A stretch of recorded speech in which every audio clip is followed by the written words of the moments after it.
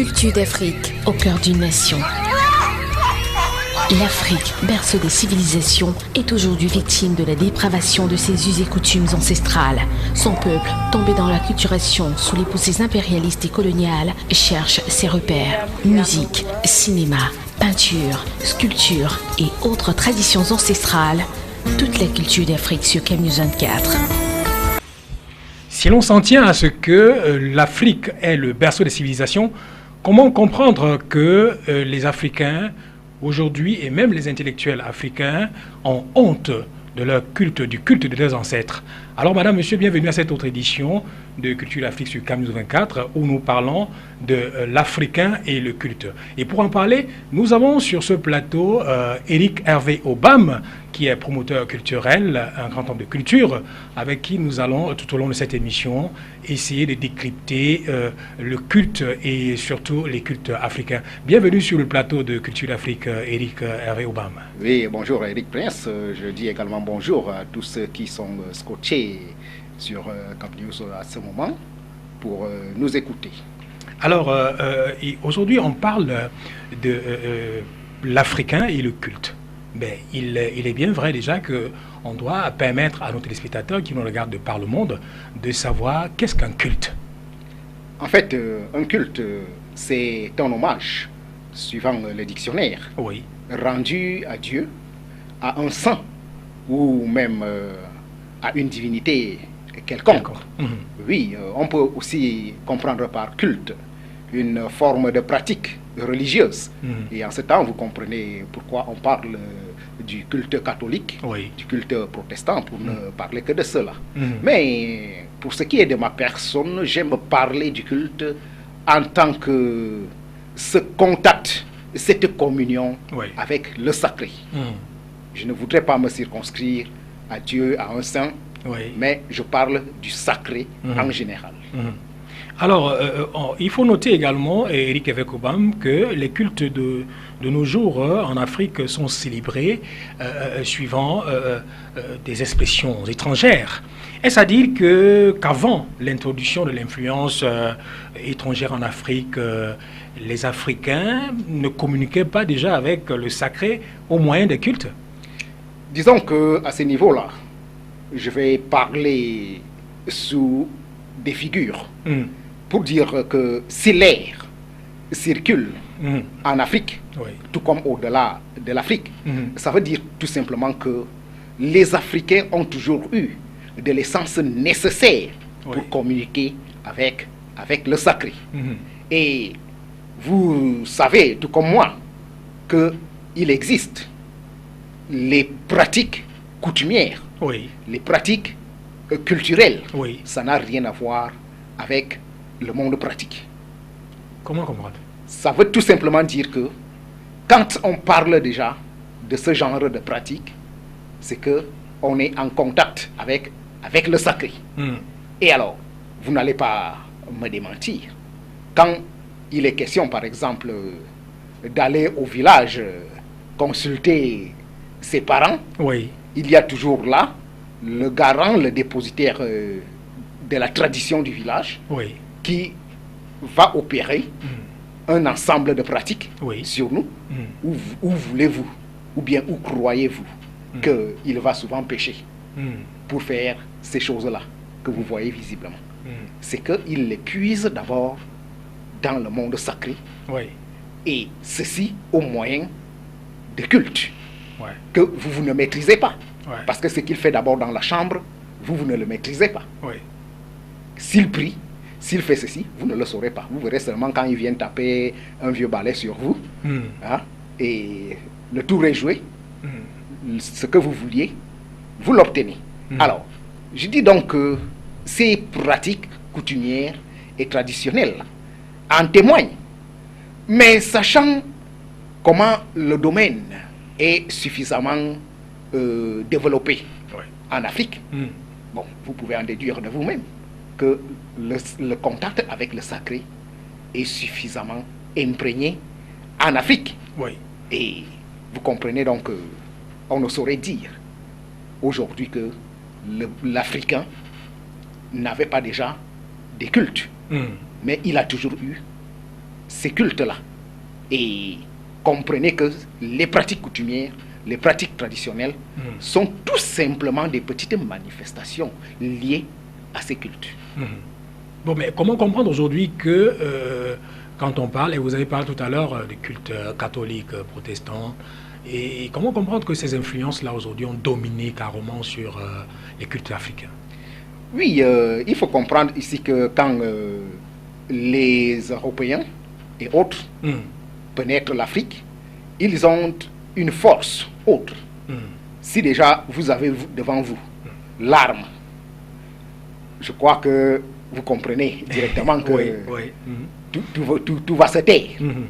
Et quand il fallait nous dominer, on cherchait justement toujours les dépositaires, ceux qui sont dépositaires de cette connaissance-là. Et quand on les passait au poteau, personne d'autre ne pouvait lever la tête. Et c'est comme ça qu'eux, ils ont introduit leur influence au point que même le contact avec le sacré, nous avons tout abandonné. Or, nous l'avons toujours dit, quand eux, ils prenaient chez nous, c'était pour aller développer chez eux. Et aujourd'hui, nous sommes acculturés, nous sommes dépendants. Bon, mais et il faut également dire que même ces intellectuels-là, qui aujourd'hui pouvaient être ceux-là qui peuvent ramener au goût du jour la pratique véritable des cultes africains, on a tendance à croire qu'ils ont honte, que les Africains ont honte du culte de leurs ancêtres. Oui, puisque dans un premier temps, il faut comprendre que tout ce qui était en Afrique avait été taxé de diabolique. Oui, il faut le comprendre.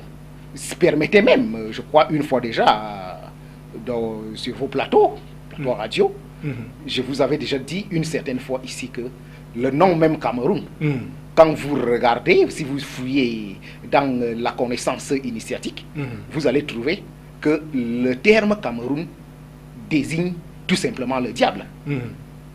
Et cette désignation, croyez-moi, est liée aux pratiques culturelles de chez nous et qui ont dépassé l'entendement de ces étrangers qui, comme pour seul mot, ont eu tout simplement à dire ça, c'est le diable. Les choses sataniques. Ah oui, et cela est courant, même chez nous aujourd'hui. Quand déjà je fais des choses qui dépassent l'entendement des uns et des autres, on dit, voici le diable. Voilà. C'est clair. Donc il faut faire comprendre aux Africains en général qu'il y a des cultes avant que cette influence étrangère-là n'arrive, avec tout ce que cela comporte. Les Africains déjà communiquaient avec le sacré au moyen des cultes. Bon, maintenant, dans l'optique de convaincre les téléspectateurs qui nous regardent, parce qu'il y a des gens, on sait qu'aujourd'hui, nous sommes au 3e millénaire, avec tous ces églises qui naissent de part et d'autre, c'est pas facile aujourd'hui de convaincre certaines personnes à ce qu'ils puissent comprendre qu'effectivement, les Africains ont des cultes propres à eux. Alors, dans le type de convaincre ces téléspectateurs-là qui nous regardent de par le monde, pouvez-vous nous citer quelques cultes africains pour permettre véritablement à faire comprendre à ceux qui nous regardent qu'effectivement les Africains ont des cultes? Oui, à ce niveau-là, je ne peux pas vous donner une liste exhaustive. Mais déjà, en termes de traçabilité, je peux parler par exemple du culte Edjengi chez les Baka. Oui. Je peux parler du Ngui dans le sud Cameroun. Et également, je peux parler du culte du crâne chez nos frères de l'Ouest. Oui. Je peux parler du Ndende vers le nord Gabon. Je peux parler du Bouti même. Oui, le Bouti. Je peux parler du Voudi ou du Vaudou, autant pour moi, en Afrique de l'Ouest. Autant de cultes. Et il y en a vraiment une pléthore en Afrique. Donc, qui témoigne que les Africains ont toujours eu des cultes à travers lesquels ils communiquent avec le sacré. Bon, mais les différents cultes que vous venez de citer, le Ndende, le Bouti et bien d'autres, sont taxés aujourd'hui par la plupart des Africains et même des intellectuels, il faut le dire, hein, comme des cultes sataniques, des cultes où on fait des pratiques occultes, de la sorcellerie à la limite. Comment comprendre? Mais disons que tout simplement cela relève de l'obscurantisme. Obscurantisme de quelle manière? Dans la manière où beaucoup plus de gens parlent de certaines choses parce qu'ils ont entendu. Ouais. Mais personne n'est jamais allé toucher du doigt ce que c'est pour dire ceci est diabolique. Encore, il faut savoir ce que vous connaissez du diable.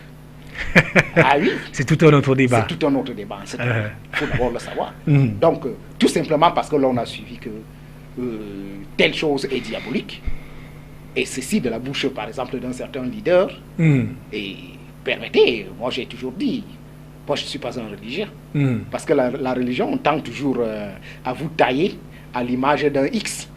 Or, quand vous restez sur le rail de la spiritualité proprement dite, franchement, vous vous découvrez vous-même, vous développez selon que le ciel le veut pour vous.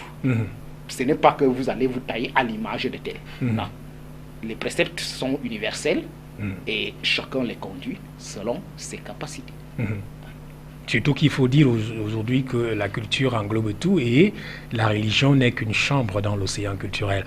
Alors maintenant, Eric Evekoubam, on rappelle que vous êtes un homme de culture, un promoteur culturel également. Avec la rupture manifeste de nos jours du fait de l'acculturation, penses-tu que ce soit possible de restaurer valablement les cultes? Si oui, comment? Oui, là je vais vous parler comme un homme de science. Pour dire que le principe chimique est clair quant à savoir que rien ne se crée, rien ne se perd, mais tout se transforme. Si vous admettez que rien ne se perd, ça veut tout simplement dire que on peut bien restaurer ces cultes. Il est possible qu'on en vienne à leur restauration. Mais tout en fait se retrouve dans l'océan génétique. Parce qu'il existe un océan génétique. Quand vous pénétrez le monde mystique, vous allez découvrir qu'il existe un océan génétique. Tout comme pratiquement, vous observez que tout ce qui est dans le monde pratique, par dégradation, est déversé dans la mer. Et la mer n'est qu'une manifestation pratique de cet océan génétique. Alors, dans cet océan génétique, on retrouve tout. Donc ne vous en faites pas. Si quelque chose disparaît de votre visu, cette chose, si vous entrez dans l'océan génétique, vous allez la retrouver. Et alors maintenant, comme vous demandez à savoir comment est-ce que l'on peut faire pour restaurer ces cultes. Ah oui, là ça devient déjà le domaine, nous rentrons dans le domaine des crypto-communicateurs. Oui, les crypto-communicateurs qui sont ceux-là qui ont des facultés à même de voir dans l'invisible, de faire certaines choses dans l'invisible et par transfèrement les ramener dans notre monde. Parce que tenez-vous tranquille, nous sommes là dans un studio télé. Toutes ces installations ne sont pas venues là par hasard. Ce n'est pas parce que quelqu'un a mangé du manioc que le soir, il va se coucher et il dit, bon, voici, le matin, il dit, j'ai fait une caméra. Oui, mais attends, Eric, je vais vous arrêter un instant parce que il faut, c'est bien vrai de parler, de dire les choses à nos téléspectateurs, mais il faut bien que ces téléspectateurs qui nous regardent à la maison puissent comprendre. Quand on parle de crypto-communicateurs, on veut la parler de la crypto-communication. Qu'est-ce que la crypto-communication? Oui, la crypto-communication relève du monde occulte. Occulte, bien sûr, selon la science. Selon la science, oui. Occulte selon la science, ce qui voudrait dire ce qui est mis à la disposition de tous, mais n'est utilisable à bon escient que par les seuls qui en sont doués depuis le sein de leur mère. Comment comprendre? Ah oui, ça veut dire que ce n'est pas parce que tous nous mettons des pantalons que nous sommes des hommes. Oui, il faut le comprendre comme ça. Ce n'est pas parce que tous nous avons des yeux que nous voyons.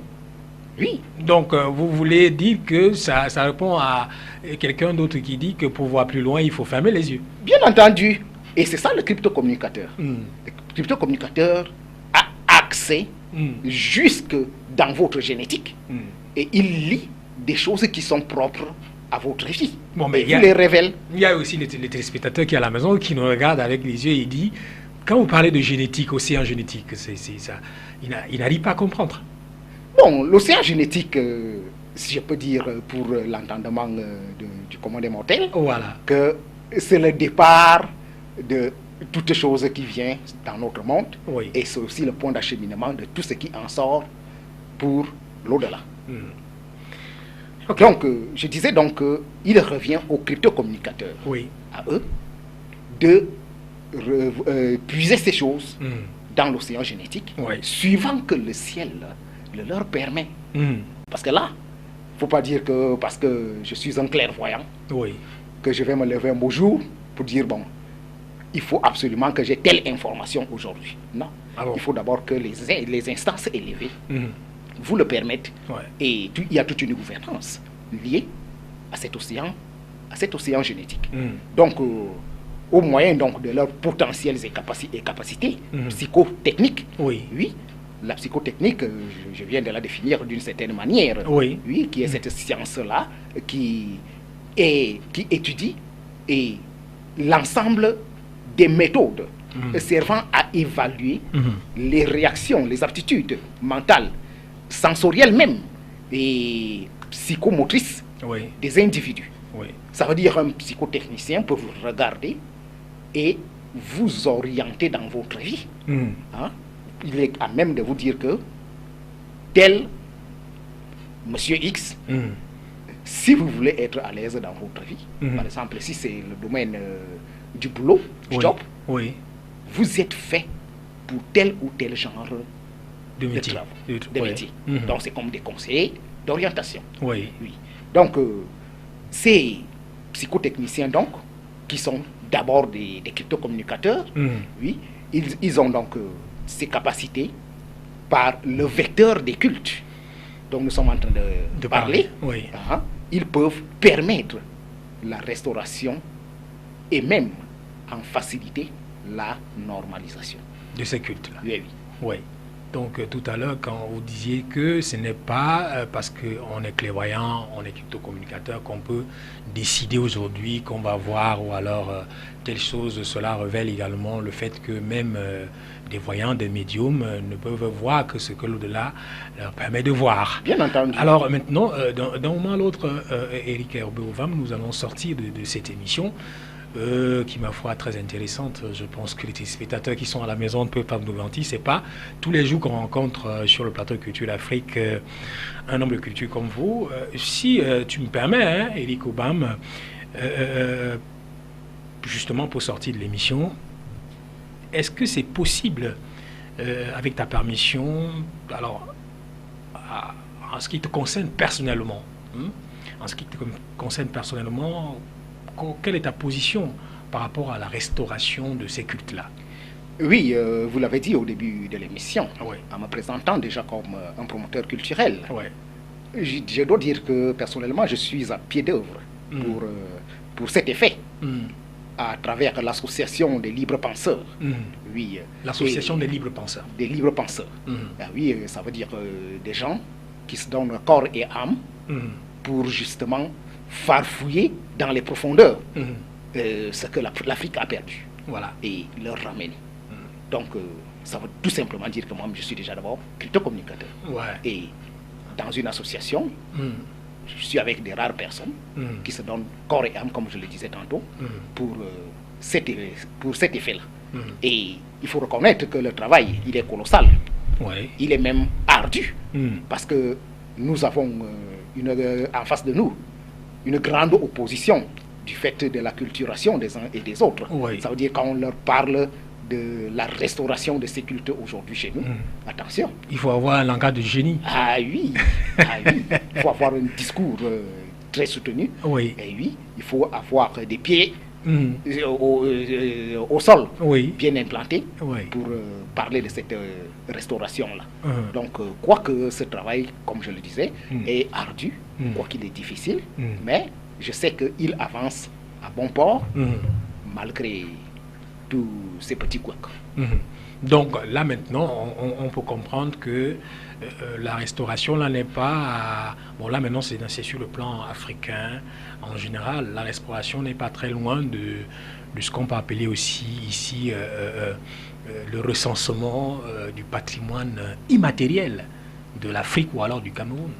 Oui, disons que quand on parle aujourd'hui du recensement du patrimoine immatériel et même matériel du Cameroun, il faut tout simplement comprendre que c'est déjà des idées de l'association des libres penseurs. C'est le moins que je puis vous dire. Bon, mais là maintenant, c'est l'ensemble de ces cultes africains.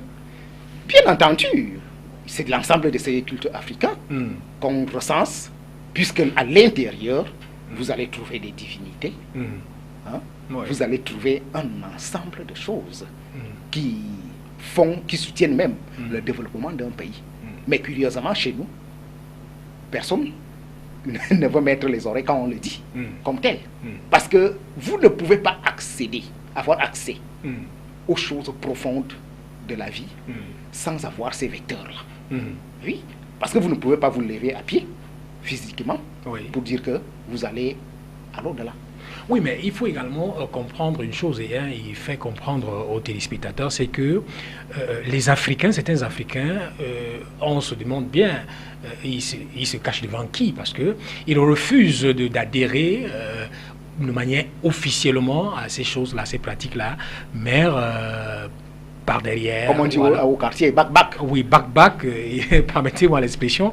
Ils font ces choses-là, mais au-devant tout le monde, c'est ce qui est connu, l'Église, le culte catholique, protestant et les musulmans, comme on peut citer. Comment comprendre le fait que nous sommes africains, en fait, et on sait que ce soit l'Église catholique, protestante, ou bien les musulmans, ce n'est pas africain.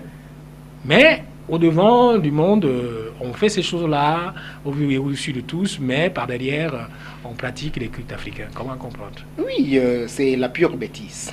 Parce qu'ils ne savent pas déjà que chaque culte est lié à ce que l'on appelle un égrégore. L'égrégore, qui, le plus simplement possible, est un centre de force. Et quand on dit un centre de force, vous trouvez absolument une divinité précise. Bon, vous entendez parler, par exemple, du côté de la France, des forces de la licorne. La licorne, c'est quoi? C'est une divinité dans la culture française. Et quand, par exemple, maintenant, moi, je vais parler du Ngi, ou bien des Djengi, c'est tout comme la licorne. Ah oui. Et regardez donc quand les forces de la licorne se déploient, elles font l'effet escompté.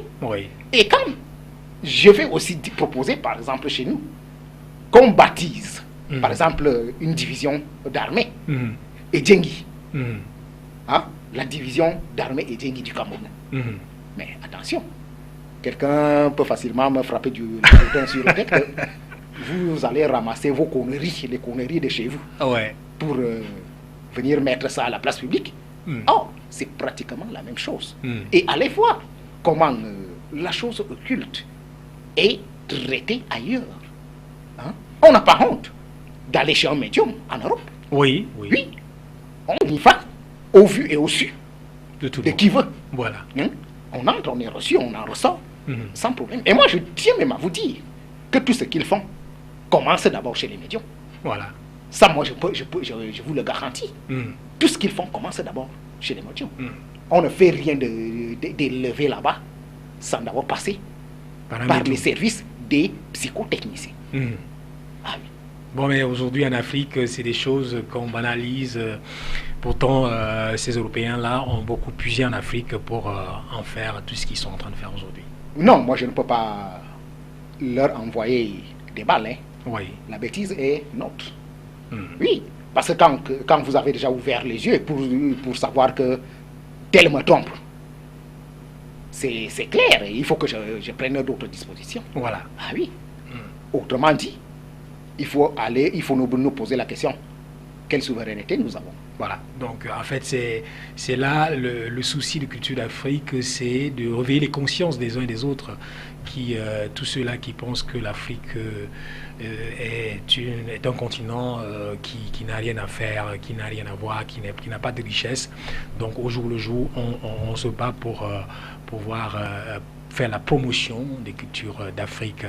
Alors il faut tout simplement retenir que ces cultures africaines existent.